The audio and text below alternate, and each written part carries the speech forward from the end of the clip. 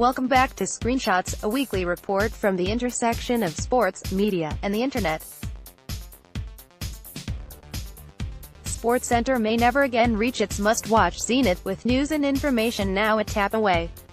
But that hasn't slowed the rise of individual highlights. Snackable, shareable, searchable clips, all on demand, have proliferated online. SportsCenter on Snapchat posts buzzworthy moments while House of Highlights dominates the flow of sizzle on Instagram. News startups all over the world meanwhile are developing techniques to automatically identify, clip, and post must-see plays as soon as they happen.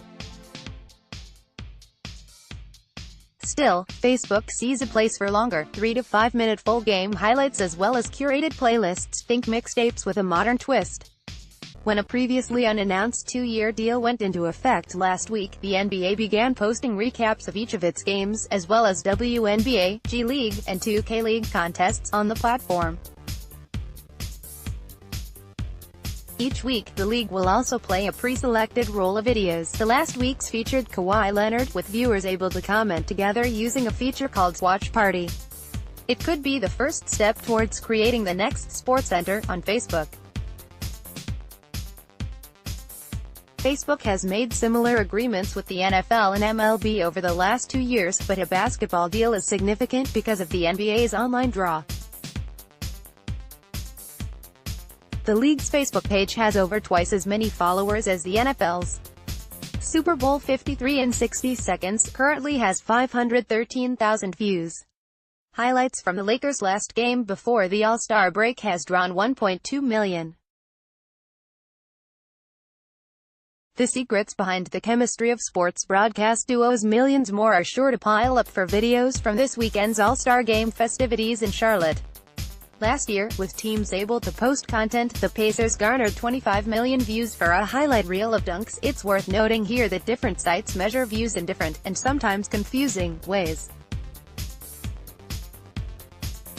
Facebook is hoping comments follow. Entering 2019, the tech titans continue to nibble around the edges of sports content. None has snatched exclusive access to premier games away from traditional television. But already, their varied sports strategies are revealing themselves. Amazon has been the most aggressive with live rights, including supplementary streams of Thursday Night Football. Netflix has put out its own original content, with a 10-part Michael Jordan series co-owned by ESPN coming in 2020. Twitter is leaning towards the commentary space through live shows. Google has positioned its YouTube TV product as the best way for cord-cutters to watch games. Each represents a safer way to get into the athletics business than spending the billions it would take to grab a TV package. Facebook has taken a similar tact, using sports video to bolster its nascent watch product. I expect this to be the year where watch becomes more mainstream, Facebook CEO Mark Zuckerberg said during the company's last earnings call. Highlights in the newsfeed offer a passive experience, often viewed without sound and for only a few seconds. Watch footage aims to attract a more intentional audience, and to spark conversation. Hence the longer videos and the watch parties in particular. It's simply like I'm watching something on television and I'm texting my brother and my friend on my phone, combining those two experiences. Facebook North America's sports programming lead, Devi Mahadevia, said, "We are very much thinking about what type of content creates that social interaction and community aspect." Along those lines, Facebook also announced an upcoming Steph Curry documentary series this week. From an NBA perspective, the new deal only continues the league's trend of exploring how new platforms and products might help it connect with more fans more often. What's great about social media is based on whatever platform you are on, you'll get served a slightly different version of our content, NBA VP for digital media, Sam Farber, said. As these platforms have all diverged and doubled down, we find things that work on one platform may not work on another. There is a lot less stepping on each other's toes than one may think. What characterizes Facebook, Farber said, is a lean-forward behavior we are seeing with fans actively engaging in the conversation. That's the biggest differentiator in my opinion. On each service, though, gameplay clips continue to play a large role, even as behind-the-scenes and player-generated content proliferates. Highlights generally do power most of our viewership, Farber said. That's the core of our game. This is far from the league's first partnership with Zuckerberg's company. The NBA has launched Messenger bots in the past, is showing 26 games in VR using Facebook's Oculus Venues tool, and has had an IGTV channel since day one. As for how the NBA's relationship has been affected by the questions surrounding Facebook, from its potential links to depression to data privacy concerns, Farber said, "Facebook's always been a great partner for us. We're basically using every tool they have. All-Star Weekend will provide an early barometer of Facebook Watch's potential for the NBA. What makes it really exciting," Farber added, "is that we can use the data and B-test and really dive into what content specifically is working. We can figure out what's most engaging for our audience and serve that product." CBS Sports president David Berson tells his Chargers to use the smattering of games the company produces on Facebook as an opportunity to experiment. On Saturday, they're doing exactly that. The three broadcasters calling Middle Tennessee State at Marshall will be spread out across the length of the floor's sideline for the CUSA battle. Steve Lapis will provide analysis from the end of Marshall's bench while Pete Gillen chimes in from the Blue Raiders side.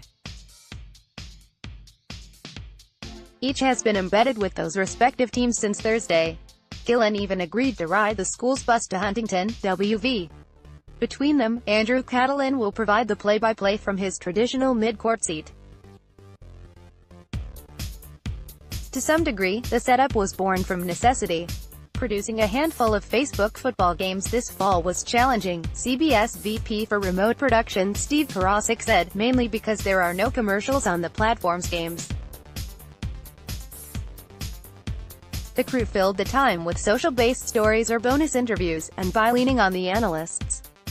When basketball season rolled around, they decided to try going all in on that last option. Steve Lapis and Pete Gillen are both coaches and teachers at heart, Karasik said. Getting to know them, that's the one thing they miss about coaching is the teaching, being with the kids, being a part of that. This was a way for them to really show what they do as a coach in a way that hasn't been seen before. Each will have a whiteboard with them, as well as a telestrator, and cameras above each backboard will be used to focus on the analysts during what would otherwise be commercial breaks but instead will become teaching moments. What we learned from the first televised NBA All-Star Draft. This latest experiment comes at the end of a busy month for Karasik's department, which has bounced from the AFC Championship game and the Super Bowl to the first-ever AAF telecast. Coordinating producer Todd Carrick was heavily involved in planning Saturday's broadcast, and it will largely be up to producer Scott Brandwine to make sure the separated announcers call a smooth game. It's expanding the CBS Sports brand, Karasik said.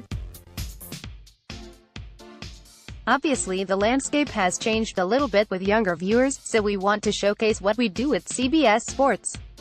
We think our production is the best in the business. A week after being fired over leak allegations, former ESPN anchor Adnan Virk sent a statement saying, "I believe I did nothing wrong that would justify my termination, and I categorically deny that I leaked any confidential or proprietary information. I'm fascinated by the motivations or intentions, if there were any, behind a fake recruit that managed to get ranked by rivals." Overtime, a startup focused on high school athletes and mobile video, has raised $23 million in Series B funding. Todd Spangler has more details. Turns out, there's a great story behind the indispensable set of sports reference sites. James Wagner went to Philadelphia's Summit Presbyterian Church to learn more about it for the New York Times. After 70 years of over-the-air Cubs games, the team has a new exclusive home on the recently announced Marquee Sports Network. Ben Strauss talked to Sinclair CEO Chris Ripley, who's partnering with the club on the channel, about what it means for his company's sports plans. NBC's Mike Tirico will call his first-ever hockey game on Wednesday, February 20 when the Blackhawks face the Red Wings. Growing up in New York, and now living in Metro Detroit, I've always loved the sport of hockey as a fan, attending as many games as possible each season, Tirico said in a release. So the chance to call a game is a bucket list item for me. Cassidy Hubbarth is staying with ESPN after signing a new deal and turning down a reported offer from Yahoo! Turner. On Monday night, CBS Sports Network is premiering a documentary highlighting tennis legends Althea Gibson and Arthur Ashe. Here's a trailer. Turner Sports announced late last week that Caesars Palace Las Vegas will soon be home to a Bleacher Report-branded studio originating from inside its legendary sportsbook. Wanted for TV, a Tony Romo-like defensive mind for NFL broadcasts. I'm glad to see Dale Earnhardt Jr.'s platform expand as his Dale Jr. Download podcast is being turned into a weekly hour-long version of NBCSN's NASCAR America show.